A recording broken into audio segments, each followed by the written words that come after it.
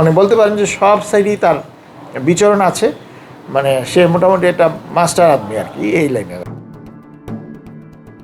নিজেকে প্রধানমন্ত্রী তারেক রহমানের সহকারী একান্ত সচিব বা এপিএস হিসাবে পরিচয় দিতেন। শুধু তাই নয়, কখনো সাংবাদিক ও সুপ্রিম কোর্টের আইনজীবী হিসেবে পরিচয় দিয়ে দীর্ঘদিন ধরে প্রতারণা ও জালিয়াতির আশ্রয় নিয়েছিলেন এক পলাতক আসামি।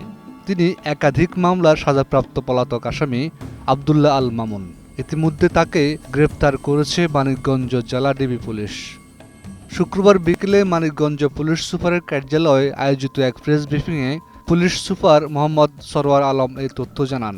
এ সময় অতিরিক্ত পুলিশ সুপার আব্দুল্লাহ আল মাসুম ও জেলা গোয়েন্দা পুলিশের ইনচার্জ মানবেন্দ্র বালু উপস্থিত ছিলেন। ঈদ আসবে, সাথে ক্যাশব্যাকও আসবে। নিজের বা প্রিয়জনের জন্য কেনাকাটায় এবারও নগদ পেমেন্টে পাচ্ছেন দারুণ ক্যাশব্যাক। তাই যাই কিনুন, পেমেন্ট করুন নগদে। আব্দুল্লাহ আল মামুন মানিকগঞ্জের দৌলতপুর উপজেলার উলাইল গ্রামের বাসিন্দা। তবে তিনি দীর্ঘদিন ধরে ঢাকার সাভারের জালেশ্বর এলাকায় বসবাস করছিলেন। পুলিশ জানায় তিনি জমি ও ফ্ল্যাট ব্যবসার আড়ালে বিভিন্ন ব্যক্তির সঙ্গে প্রতারণা করে আসছিলেন। তদন্তে জানা গেছে, নিজেকে কখনো প্রধানমন্ত্রীর এপিএস, কখনো সাংবাদিক, আবার কখনো সুপ্রিম কোর্টের আইনজীবী হিসাবে পরিচয় দিয়ে সরকারি কর্মকর্তাদের বদলি ও পদোন্নতির প্রলোভন দেখিয়ে অর্থ হাতিয়ে নিতেন।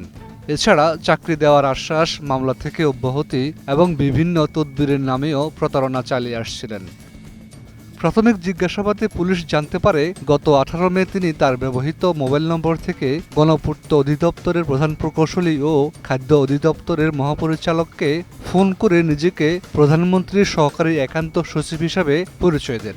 পরে বিষয়টি প্রধানমন্ত্রীর এপিএস 1-এর নজরে এলে ধানমন্ডি থানায় একটি সাধারণ ডায়েরি করা হয়। পুলিশ সুপারের নির্দেশনা জেলা গোয়েন্দা শাখা তথ্য প্রযুক্তির সহায়তায় তার অবস্থান শনাক্ত করে। পরে বৃহস্পতিবার রাতে সাভারের জালেশ্বর এলাকায় অভিযান চালিয়ে তাকে গ্রেপ্তার করা হয়। এ সময় তার কাছ থেকে প্রতারণায় ব্যবহৃত একটি মোবাইল ফোন, ভুয়া সাংবাদিক পরিচয়পত্র, প্রেস লেখা একটি গাড়ি, আইনজীবী বাংলাদেশ সুপ্রিম কোর্ট সম্বলিত লিফলেট এবং জমি ক্রয় বিক্রয়ের বিভিন্ন কাগজপত্র উদ্ধার করা হয়। পুলিশ জানিয়েছে, তার বিরুদ্ধে পূর্বে চেক জালিয়াতি সহ মোট 6টি মামলা রয়েছে। এর মধ্যে 2টি মামলা তিনি সাজাপ্রাপ্ত ছিলেন। Desk report, 21 television.